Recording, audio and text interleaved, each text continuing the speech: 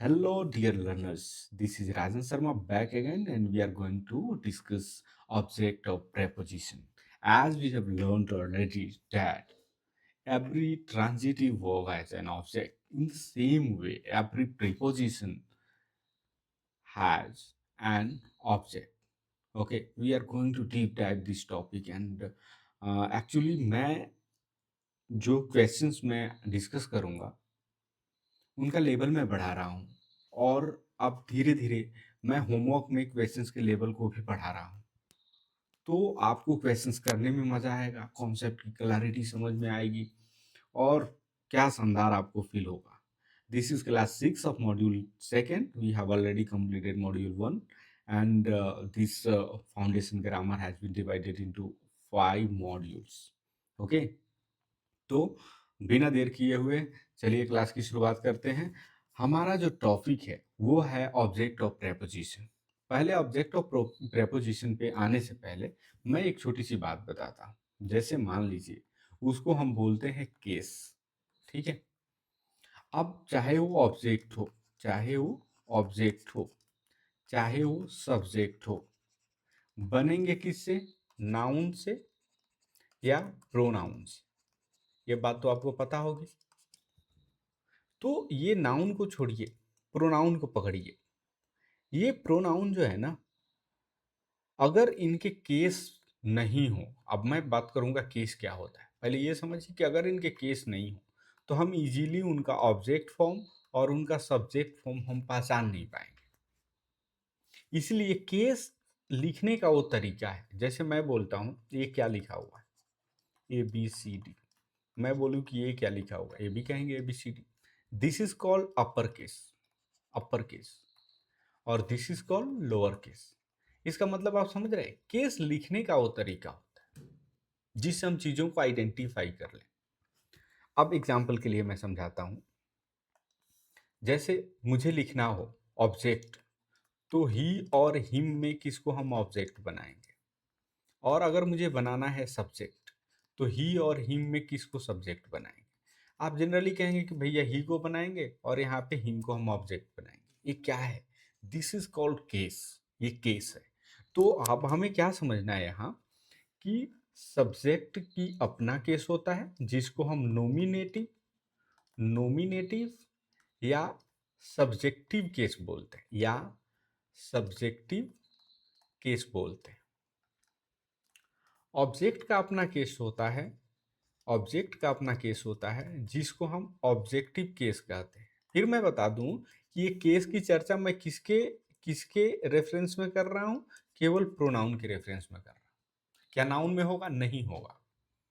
क्या नाउन में objective case subjective case अलग अलग होंगे? नहीं होंगे। क्या फ्रेज में होंगे? क्या क्लॉज में होंगे? नहीं होंगे। केवल प्रोनाउन में होंगे। ये बात स्ट्रिक्टली आपको समझ लेनी है। अब चलिए कुछ एग्जांपल से मैं इस बात को आपको समझाने की कोशिश करता हूँ। जैसे लेट से मैं लिखता हूँ आई, आई सब्जेक्ट बन सकता है, लेकिन इसी का ऑब्जेक्टिव केस है मी, मी ऑब्जेक्ट बनेगा। अगर मैं कहूँ वी, वी सब्जेक्ट बन सकता है, लेकिन अस जो है ये ऑब्जेक्ट बनेगा। यू, यू के साथ बात है, यू चेंज नहीं होता। दे, ये सब्जेक्ट बन सकता है और इसी का ऑब्जेक्टिव फॉर्म है दे। फिर मैं बोलूँ इट और इसका सेम फॉर्म है इट। फिर मैं बोलूँ हु, ये सब्जेक्ट बन सकता है और इसी का फॉर्म है हुम, ये ऑब्जेक्ट बन सकता है। अगर मैं कहूँ सी सब्जेक्ट है तो हर क्या है? ऑब्जेक्ट है। फिर उसी तरह मैं कहूँ ही, तो ही सब्जेक्ट है और वही हर जो सॉरी हिम जो है वो ऑब्जेक्ट है। ये थोड़ा सा बात आपको पहले भी आता होगा और मैंने इसको रिवीजन करा दिया। क्लियर? अब हम अपने असली टॉपिक पे आते हैं। हमारा असली टॉपिक क्या है? केस, यानी कि object of, object of preposition, preposition. Clear? हमें जानना है ऑब्जेक्ट ऑफ प्रीपोजिशन। एक काम करते हैं, एक काम कर लेते हैं। कौन सा काम? जैसे लेट से मैं बोलता हूं कि भाई साहब ये जो आपको दिख रहा है, दिस इज अ सेंटेंस, यह एक सेंटेंस है। ओके, मैं कह रहा हूं कि इस सेंटेंस में आपको ना कुछ वर्ड जोड़ने हैं। लेट से आपको एक शब्द जोड़ना है, वर्ड या वर्ड्स जोड़ने हैं। ठीक है, तो आप कहेंगे कि सेम वैसे ही समझिए कि आप मान लीजिए कि ये एक लकड़ी का टुकड़ा है, ये दूसरा लकड़ी का टुकड़ा है, आपको जोड़ना है तो फेविकॉल कुछ तो यूज करेंगे जिससे ये चिपक जाए। ठीक उसी तरह जोड़ने के लिए जो चीजें आप इस्तेमाल करेंगे उनको हम कह सकते हैं कनेक्टर है, कनेक्टर है। ठीक है, और ये कनेक्टर जो है ना, इन दोनों के बीच का क्या रिलेशन है, इन दोनों के बीच में कुछ ना कुछ रिलेशन भी तो होगा। माने इन दोनों के बीच में कुछ तो संबंध रहा होगा। किस चीज के रिगार्डिंग? जैसे हम कह दें कि प्लेस के रिगार्डिंग, डायरेक्शन के रिगार्डिंग, ठीक है, या मैं कहूं टाइम के रिगार्डिंग, मैनर के रिगार्डिंग, पोजीशन के रिगार्डिंग, किसी भी तरह का संबंध तो रहा होगा इनके बीच। तो इस संबंध को दिखाते हुए, इस रिलेशन को दिखाते हुए जो इन दोनों को कनेक्ट करेगा सेंटेंस को वर्ड या वर्ड से, उसे हम बोलेंगे प्रेपोजिशन। प्रेपोजिशन, इतनी बात तो आपको समझ में आ गई हो। मैं क्या कह रहा हूं, फिर से एक बार मैं समझा देता हूं आपको। Let me clear it very well. ठीक है, मैं ये कह रहा हूं कि एक सेंटेंस को एक वर्ड या वर्ड से जोड़ना है, जोड़ना है तो एक कनेक्टर चाहिए, हमें कनेक्टर चाहिए। अच्छा, वो ऐसा कनेक्टर होना चाहिए जो इनके बीच के संबंध को भी बता दे। उस कनेक्टर को हम क्या बोलते हैं? प्रेपोजिशन। क्लियर? अब मैं इसको एग्जांपल से समझाता हूँ, फिर मजा आएगा, फिर बहुत मजा आएगा। चलिए, जैसे मैं एक एग्जांपल लेता हूँ, रोहन, ये ज्यादा मोटा हो गया क्या? रोहन, ठीक है, gave a pen to her, ये हो गया। दूसरा सेंटेंस लेते हैं, she sat on the chair, ये दूसरा सेंटेंस मैंने लिया। अब मैं आपको 1 मिनट में ये चीजें क्लियर करके समझाता हूँ कि मामला चल क्या रहा है। देखिए, मैं कहूं कि अगर मैं यहाँ फुल स्टॉप डाल दूं तो क्या ये सेंटेंस मानोगे आप? कहोगे भैया कि सेंटेंस होने की शर्त क्या है? सब्जेक्ट होगा, फाइनाइट वर्ब होगा, अगर ये दोनों मिल गए तो बाकी चीज हो ना हो उसे हम सेंटेंस डिक्लेयर कर दें। क्या आप इसे सेंटेंस मानोगे? मैं यहां तक बोल दूं तो आप भी को लोग कहोगे भैया ये हो गया सब्जेक्ट और ये हो गया फाइनाइट वर्ब, हम इसको सेंटेंस डिक्लेयर कर देते हैं। लो भैया तुम सेंटेंस हो गए, बाकी चीज हो ना हो इससे ज्यादा फर्क नहीं पड़ता है। क्लियर? अब मैं कहूं कि देखिए ये पूरा का पूरा सेंटेंस है, इसमें ये शब्द हमें जोड़ना था, इसमें हमें ये शब्द जोड़ना था, तो हमने क्या यूज किया? ये कनेक्टर यूज किया है। यहाँ पे ये कनेक्टर हमने यूज किया है जोड़ने के लिए, गम, फेविकॉल, फेविकॉल समझ लो। लेकिन ये एक ऐसा कनेक्टर है जो रिलेशनशिप तो बताएगा भी, मैंने जोड़ तो देगा, साथ में रिलेशन भी तो बताएगा कि लकड़ी को ऊपर जोड़े हो, नीचे जोड़े हो, बीच में जोड़ दिए हो, मैंने कुछ तो किए हो गए ना, तो वो संबंध तो बता रहा होगा कि कैसे जोड़ दिए वो सेंटेंस में तुम। चलो, मैं ये बोलूं कि यहाँ पे क्या बता रहा है? ऑन द चेयर, मैंने ये पोजीशन बता रहा है, स्थिति बता रहा है। ठीक है, और इस चेयर को अब इस सेंटेंस से कनेक्ट कर दिया गया है। फिर इधर आओ, ये टू क्या बता रहा है? डायरेक्शन। डायरेक्शन किस चीज का डायरेक्शन? देखो, ये गेव वर्ब का डायरेक्शन। अगर तुम दे रहे हो पेन को तो पेन किधर जा रहा है, किधर जा रहा है, किधर? तो कहोगे कि हर के पास जा रहा है। पेन दे रहे हो तो पेन जाते जाते जाते कहाँ पहुंच गया? इनके पास पहुंच गया। ठीक है, तो ये डायरेक्शन बता रहा है, डायरेक्शन। क्लियर? और ये पोजीशन बता रहा है। तो संबंध को बताते हुए जब शब्दों को जोड़ा जाता है वाक्य से तो कौन सा कनेक्टर यूज होता है? प्रीपोजिशन। अच्छा, प्रीपोजिशन इसे क्यों बोलते हैं? अच्छा, हिंदी अंग्रेजी में कोई अंतर है क्या? जी हाँ, जी हाँ, अंतर तो है। क्या अंतर है? चलो देखते हैं। लेट से मैं बोलूं कि एक भाषा लेते हैं हिंदी जिसको हम जानते हैं, और एक भाषा लेते हैं इंग्लिश जिसको हम लोग बहुत अच्छे से सीख रहे हैं। क्लियर? अब मैं एग्जांपल देता हूं। जैसे हिंदी में हम क्या लिख सकते हैं? हम लिखें कलम से, कलम से। अंग्रेजी में क्या होगा? विद पेन होगा। अगर मैं कहूं कुर्सी पर, इंग्लिश में क्या होगा? On the chair. अगर मैं लिखूं मकान में, मकान में, इंग्लिश में क्या होगा?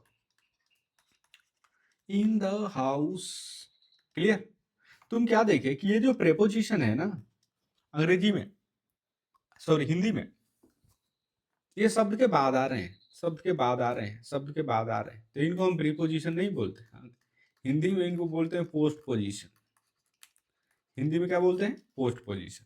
पोस्ट माने बाद में, पोजीशन माने जिनका संबंध, जिस शब्द से जिनका संबंध बाद में आ रहा है, मतलब इस शब्द से उनका संबंध है लेकिन इस शब्द के बाद वो आ रहे हैं। अब आ जाओ यहाँ अंग्रेजी में, इस शब्द से इनका संबंध है, इस शब्द से इनका संबंध है, इस शब्द से इनका संबंध है। कहाँ आ रहे हैं? पहले आ रहे हैं। प्री, प्री, प्री माने पहले, प्री और पोजीशन माने पहले आ गए। क्लियर? मुझे ये नहीं समझाना था, ये तो वो बेसिक बात है जो सबको आती है, लेकिन क्या है कि चीजों को क्लियर करने से, कहानी बताने से वो बातें दिमाग में चल जाती है, इसीलिए मैं बता देता हूँ। लेकिन बात हम ये नहीं कह रहे थे, बात मैं ये कह रहा था कि मान लो कि ये जो शब्द है ये प्रीपोजिशन के बाद आ रहे हैं, बाद आ रहे हैं, बाद आ रहे हैं, तो इन्हीं शब्दों को मान लो कि मैं ये कहूं प्रीपोजिशन और प्लस कोई वर्ड आया है, तो इस वर्ड को हम बोलेंगे ऑब्जेक्ट। किसका ऑब्जेक्ट? तो ऑब्जेक्ट ऑफ प्रीपोजिशन। माने प्रीपोजिशन के जो बाद वर्ड आएगा उसे हम ऑब्जेक्ट ऑफ प्रीपोजिशन बोलेंगे। इतनी बात तो समझ में आ गई। अब मैं जैसे एग्जांपल के लिए यहां लिख देता हूं विद ए पेन। तो ए पेन क्या है? नाउन है, और ये भाई साहब हमारे क्या है? प्रीपोजिशन है। इसका मतलब क्या है? ए पेन क्या है? ए पेन क्या है? क्या है ए पेन? ए पेन है ऑब्जेक्ट ऑफ प्रीपोजिशन। क्लियर? ये ऑब्जेक्ट ऑफ प्रीपोजिशन है। अब मैं आपसे ये कह रहा हूं कि एक बात समझिए कि जब भी ऑब्जेक्ट की चर्चा हो रही थी तो हम कह रहे थे कि ये नाउन से बनेगा या प्रोनाउन से बनेगा। तो क्या भैया यहाँ भी वो काम होगा? क्या वो काम होगा? तो मैं बोलूंगा हाँ, यहाँ भी सेम काम होगा। इसीलिए इस टॉपिक को ऑब्जेक्ट के अंदर पढ़ रहे हैं, नहीं तो हमें पढ़ाने की क्या जरूरत। ठीक है? अब छोटी सी बात समझिए कि मैं कह रहा हूं कि अगर ये नाउन और प्रोनाउन से बनेगा तो क्या भैया प्रीपोजिशन का ऑब्जेक्ट फ्रेज हो सकता है? तो जरूर हो सकता है। हमने क्या देखा? नाउन की तरह काम करने वाले फ्रेज हो सकते हैं, एकदम हो सकते हैं। क्या क्लॉज हो सकता है? मैं भी बोलूंगा एकदम हो सकता है, नाउन की तरह काम करने वाले क्लॉज हो सकते हैं। क्या वर्ब से जो बनने वाले दो अलग अलग तरह के नाउन हैं वो भी हो सकते हैं? वो भी हो सकता है। इन्फिनिटिव जो टू प्लस वर्ब के साथ आता है, टू प्लस वर्ब, और ये आईएनजी वाला है, तो क्या हो सकते हैं? हो सकते हैं, हो सकते हैं, हो सकते हैं। लेकिन एक खास बात आपको यहाँ ध्यान देना है कि ये जो इन्फिनिटिव है ये यूज में नहीं आएगा। ध्यान रखेंगे, हाईलाइट कर देंगे इस मुद्दे को, इस मुद्दे को।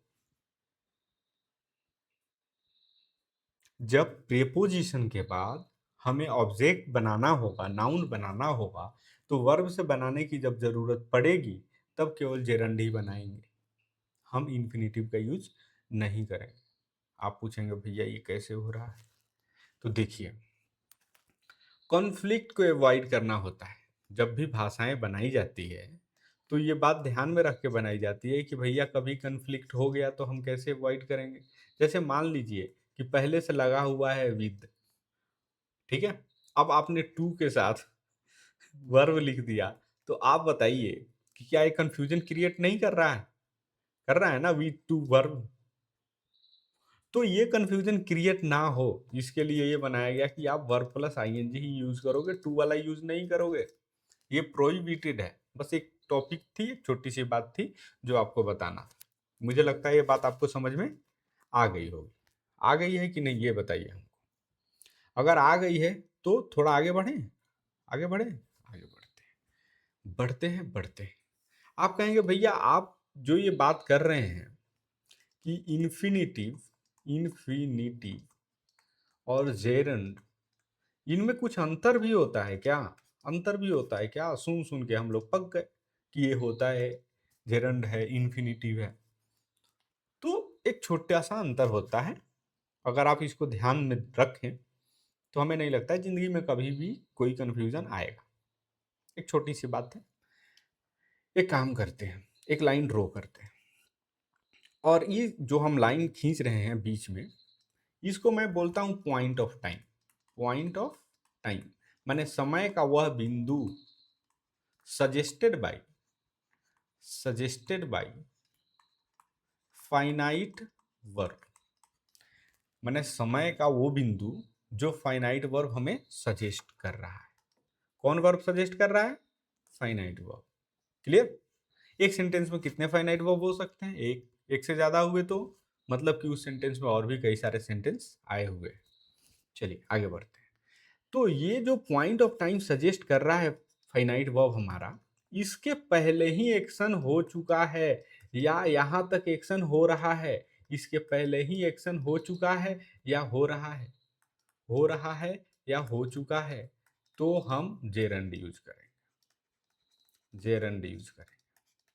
लेकिन इस सजेशन के बाद वो एक्शन होने वाला है, बाद में होने वाला है, बाद में, भविष्य में होने वाला है, तो हम इन्फिनिटिव यूज करें, इन्फिनिटिव यूज करें।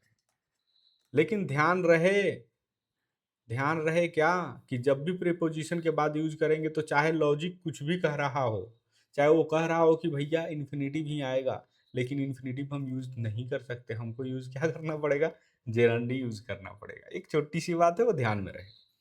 चलिए, इतनी बात समझ गए। अब मैं इसको एक एग्जांपल से समझाता हूँ, ये बात क्लियर हो जाएगी। जैसे मैंने एक सेंटेंस लिखा, let me right a sentence. बढ़िया सा लिखते हैं एक सेंटेंस। जैसे लिखा मैंने, आई स्टॉप्ड टू स्मोक और स्मोकिंग। मैंने सिगरेट पीना बंद कर दिया। अब मैं क्या करता हूँ, एक लाइन खींचता हूँ और मैं बताता हूँ ये फाइनाइट वर्ब हमारा क्या था? स्टॉप। ये जो रोकने की बात हो रही है, रोकने से पहले सिगरेट पीना जारी था कि ये रोकने वर्ब के बाद सिगरेट पीना जारी हुआ? आप कहेंगे भैया कैसी बात कर रहे हैं, भविष्य में अगर सिगरेट कोई पी रहा होगा तो अभी कैसे रोक देगा? मतलब हवा में हो जाता है क्या? यानी कि पहले ही पी रहा होगा तभी तो रोका है। तो अगर पहले की बात है तो आप जेरंड यूज करिए। पहले की बात में तो क्या यूज करना है? जेरंड। बाद की बात में क्या यूज करना है? इन्फिनिटिव। क्लियर? क्लियर। आप कहेंगे भैया क्रिस्टल में क्लियर हो गया। एक और सेंटेंस लेते हैं, ठीक है, ये मजा आएगा आपको। जैसे मैंने लिखा, आई लाइक स्विमिंग, स्विमिंग, और फिर मैंने लिखा टू स्विम, टू स्विम। हमेशा, हमेशा, आपको पता है एक बात, दुनिया में कोई चीज व्हाइट और ब्लैक नहीं होती। दुनिया का कोई भी चीज व्हाइट ब्लैक नहीं होता। दुनिया का कोई भी आदमी व्हाइट ब्लैक नहीं होता। व्हाइट ब्लैक मीन कि ना तो अच्छा होता है ना बुरा होता है। दुनिया में कोई भी चीज मतलब एकदम क्लियर कट अच्छी बुरी नहीं होती। जैसे मैं बोलूं कि यार फलानी चीज ना खाने के लिए बड़ी बढ़िया है, तो एकदम उसके कुछ ना कुछ रेपरकशन होंगे, कुछ ना कुछ ऐसी उसके अंदर अनवांटेड चीजें होंगी जो नुकसान पहुंचाएगी। जैसे मान लो पानी अच्छा चीज है, अब लार्ज अमाउंट में पी लो, 8 लीटर रोज पियो, तुम्हारे शरीर से मिनरल ड्रेन हो जाएंगे, ठीक है, इलेक्ट्रोलाइट्स निकल लेंगे, तो ये भी नुकसान का सौदा है। तो कोई भी चीज दुनिया में अच्छी बुरी नहीं होती, हर इंसान थोड़ा अच्छा होता है, थोड़ा बुरा होता है, थोड़ा उनमें मात्रा मौजूद होती है। तो मेरे कहने का क्या मतलब है इसका? मेरे कहने का मतलब है कि आप एकदम मैंने ब्लैक एंड व्हाइट में कट थ्रू मत देखो, ये देखो कि क्या दोनों यूज हो सकते हैं, और मतलब क्या निकलेगा दोनों यूज होंगे तो। यहाँ तो यूज हो ही नहीं रहे थे, यहाँ तो हम यूज कर ही नहीं सकते, एकदम बकवास मतलब आएगा कि मान लो कि अगर 2s मूव कर लूं तो ये स्टॉप वर्ब के बाद वो करने वाला काम था, तो अभी कैसे मैंने रोक दिया? मैंने भविष्य में मैं सिगरेट पीने वाला हूं, अभी मैंने उसे रोक दिया, ये कैसे हो सकता है? अभी पी रहा हूँ तभी रोका हूंगा। अब आ जाओ इधर, फाइनाइट वर्ब क्या था? लाइक, मैंने लाइक लिख दिया। अब लाइक वर्ब के पहले मैंने जब पसंद हो किया जा रहा है, इसके पहले स्विमिंग चल रही थी कि पसंद के बाद में स्विमिंग होने वाली है? तो ये दोनों वर्ब यूज हो सकते हैं। आप कैसे समझना बात को। एक आदमी जो खुद स्विमिंग कर रहा है, मैंने पहले ही स्विमिंग कर लिया है और स्विमिंग के बाद उसने अनुभव किया कि मैं स्विमिंग को बहुत पसंद करता हूँ, तो जेरंड यूज कर लो। लेकिन एक आदमी पसंद करता है, उसको पता है, स्विमिंग देखता है, उसको पता है कि यार स्विमिंग बहुत अच्छी चीज है, मैं बहुत लाइक करता हूँ, लेकिन खुद स्विमिंग नहीं करना चाहता। एक एग्जाम्पल के लिए मैं बोलूँ कि मैं जो है ना मूवी देखना पसंद करता हूँ, इसका मतलब ये थोड़ी है कि मैं मूवी बनाता हूँ। समझो बात को, समझो। जैसे मैं कहूँ कि मैं फुटबॉल का मैच देखना पसंद करता हूँ, इसका मतलब थोड़ी है कि मैं फुटबॉल का मैच खेलता हूँ। तो उसी तरह है, ये स्विम करने की बात समझो कि ये दूसरे लोग स्विम कर रहे हैं, उसको ये पसंद कर रहा है, ठीक है, लाइक कर रहा है। तो अब उसके पर्सपेक्टिव में तुम देखोगे कि तो इसने खुद स्विम नहीं किया है, लेकिन इसके इरादा है कि भविष्य में कभी हम स्विम कर लेंगे, तो यहाँ लगाओ इन्फिनेटिव। Infinitive clear. मतलब कि ये काम है लाइक करने के बाद हो रहा है और ये काम लाइक करने के पहले हो रहा है। अब एक और एग्जांपल देते हैं, थोड़ा और बातें क्लियर होंगी। जैसे मैं लिखूं, I have finished writing a letter. Writing a letter, फिर मैंने लाइन खींचा और हमने यहाँ वर्ब भरा फिनिश, क्योंकि ये जो पॉइंट ऑफ टाइम है इसी वर्ब के द्वारा सजेस्ट होगा। तो मैं कह रहा हूं कि फिनिश माने खत्म करने का काम। जब ये काम खत्म हो रहा था, उसके पहले राइटिंग जारी था, मतलब राइटिंग का वर्ब जो है, ये वर्ब कब का है, इधर वाले पक्ष का है कि इधर वाले पक्ष का है। राइटिंग लेटर कब हो रहा था, मान लो कि अगर हम भविष्य में लेटर लिखने वाले हैं तो अभी कैसे काम खत्म कर सकते हैं। ये तो एकदम बकवास मतलब निकलेगा, बकवास मतलब निकलेगा। यानी कि कौन सा ही होगा, राइटिंग ए लेटर। क्या यहाँ पे टू राइट हो सकता है, क्या टू राइट हो सकता है, टू राइट अ लेटर? नहीं हो सकता है, जबकि दोनों नाउन है। ध्यान रहे, दोनों नाउन है, दोनों क्या है, नाउन है। नाउन को ऑब्जेक्ट आप बना सकते हैं, फिनिश्ड वर्ब का ऑब्जेक्ट तो बन सकता था दोनों, लेकिन अंतर है, मतलब में अंतर है गुरु। आगे बढ़े, एक और सेंटेंस लेते हैं। आई रिमेंबर टू लॉक और लॉकिंग द डोर। चलिए इसको भी थोड़ा सा समझने की कोशिश करते हैं। एक लाइन खींचते हैं, सजेस्टेड पॉइंट में हम रिमेंबर को डालते हैं, ठीक है। अब समझिए, एक कहानी समझिए कि एक आदमी है, ठीक है, और वो मतलब घर से निकला, दरवाजा वरवाजा लॉक किया और ऑफिस पहुंच गया, जैसे मैं। और ऑफिस पहुंचने के बाद मुझे याद करना पड़ रहा है कि यार मैंने ताला लॉक किया था कि नहीं किया था। अब देखना, इस चीज को हम क्या बोलते हैं, कॉन्टेक्स्ट। इस चीज को हम क्या बोलते हैं, कॉन्टेक्स्ट। माने कहानी आपको पहले से पता है कि क्या हो रहा है, उस कहानी में आप सेंटेंस को फिट बैठा रहे हो, इसको बोलते हैं कॉन्टेक्स्ट, ठीक है। तो कॉन्टेक्स्ट आपको हमने बता दिया कि ऐसी ऐसी कहानी है। अब इस कहानी में इस सेंटेंस को बैठाइए, तो फिट बैठाइए। तो आप कहिएगा कि भैया लॉक करने का काम रिमेंबर से पहले हुआ है, आप दरवाजा लॉक करके ही घर मतलब ऑफिस गए हैं, ठीक है, तो ये काम पहले हुआ है, तो आप कहेंगे कि लॉकिंग सही है। लेकिन आप कॉन्टेक्स्ट को बदलिए, कहानी को घुमाइए, ठीक है। मैं कह रहा हूं कि आपको जो है ना, इस बात को, जैसे मान लीजिए कि मैं कह रहा हूं कि मैं ऑफिस में हूं और ऑफिस में सभी स्टाफ कहीं ना कहीं चले गए किसी काम से, या मुझे काम है, मुझे 7 बजे तक बैठ के अपने काम करने हैं। तो ऑफिस हेड आता है और बोलता है कि आपको दरवाजा लॉक करना भूलना नहीं है। ऐसा नहीं कि आप घर चले गए, दरवाजा खोले छोड़ के चले गए। तो उस समय वो जो कह रहा है रिमेंबर रिमेंबर, तो लॉक करने का काम कहाँ होगा, बाद में। तो यहाँ टू लॉक सही हो जाएगा। तो यही तो चीज है, इसी को तो कहते हैं कि आप अंग्रेजी को सीख रहे हैं, दैट इज एनालिटिकल अप्रोच। और विच मतलब the name it is the grammar is called analytical English grammar. इसमें इतनी क्रिस्टल क्लियर चीजें दिखने लगती है, अंग्रेजी को देख के ऐसा लगता है यार ये है वो है, ऐसे आप मतलब समझो कि अंग्रेजी को फाड़ देते हो, ठीक है, और फिर पनीर और वे अलग अलग हो जाता है। आप समझ गए होंगे इस कॉन्टेक्स्ट को। तो चलिए कुछ क्वेश्चन लेके आए आपके लिए, पहले वो क्वेश्चन करते हैं। जैसे पहला question, there is no use over the matter now. ठीक है, अब आप कहेंगे कराई होगा, क्राइंग होगा, क्राइंग होगा, क्राइड होगा। ये तो होगा नहीं, क्योंकि अब हमको क्या भरना है, क्या भरना है यहाँ पे आप बताइए। देयर इज नो यूज, आप कोशिश करेंगे नाउन भरने के लिए, तो ये नहीं है, ये नहीं। अब दो नाउन है, आपको टू क्राई भरना है या क्राइंग भरना है।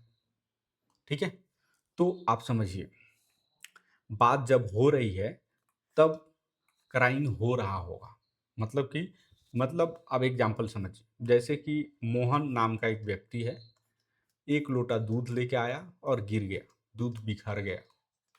अब मोहन जी कह रहे हैं कि भैया रोने की मतलब कोई बनता नहीं है, चुप हो जाओ, मत रो। अब मोहन जी रो रहे हैं, लोग आके बोलते हैं कि there is no use crying over the matter now, क्योंकि दूध आपने स्पिल कर दिया, खत्म कर दिया।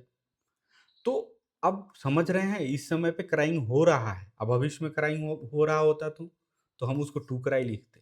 ठीक है, तो अगर भविष्य में क्राई हो रहा है तब भी आप समझ सकते हैं कॉन्टेक्स्ट को, लेकिन अभी कॉन्टेक्स्ट क्या कर रहा है कि यहाँ पे हमको अभी कहानी जारी है।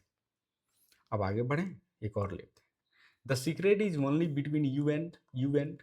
आपको पता है बिटवीन क्या है? बिटवीन है प्रेपोजिशन, और प्रेपोजिशन के बाद क्या आएगा, क्या आएगा?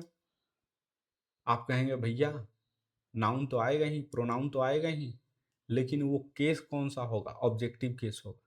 यू का तो objective case subjective case you ही होता है, लेकिन यहाँ आई भरना है, तो आई का ऑब्जेक्टिव केस क्या होता है? मी होता है। आई का ऑब्जेक्टिव केस क्या होता है? मी होता है। आप कहेंगे भैया माई सेल्फ भी तो होता है, तो हम कहेंगे हाँ माई सेल्फ भी होता है, लेकिन माई सेल्फ होने की खास बात क्या है? जैसे आई हर्ट माई सेल्फ। अब यहाँ पे हम मी नहीं यूज कर सकते, क्यों? क्योंकि ऑलरेडी सब्जेक्ट सेम है। जब सब्जेक्ट और ऑब्जेक्ट सेम हो तो मी यूज नहीं करेंगे, हिम यूज नहीं करेंगे, हिम सेल्फ यूज करेंगे, माई सेल्फ यूज करेंगे, ये यूज करेंगे। लेकिन यहाँ सब्जेक्ट क्या है? डिफरेंट है, तो माई सेल्फ हम यूज नहीं कर सकते। क्लियर? आगे बढ़े। ही इज यूज टू, अब मैंने कहा कि जैसे ये प्रेपोजिशन दिखा, आपको क्या यूज करना है? ये यूज करना है? नहीं। ये यूज करना है? नहीं। ये यूज करना है? नहीं। आपको क्या यूज करना है? जेरंड। क्लियर? आगे बढ़े। अपार्ट फ्रॉम, फिर प्रेपोजिशन दिख गया, है ना? प्रेपोजिशन के बाद क्या आएगा? ऑब्जेक्ट आएगा। तो ऑब्जेक्ट किस केस में होगा? ऑब्जेक्टिव केस में। क्या है ऑब्जेक्टिव केस है? नहीं। ये है? हाँ है। ये है? नहीं। ये है? हाँ है।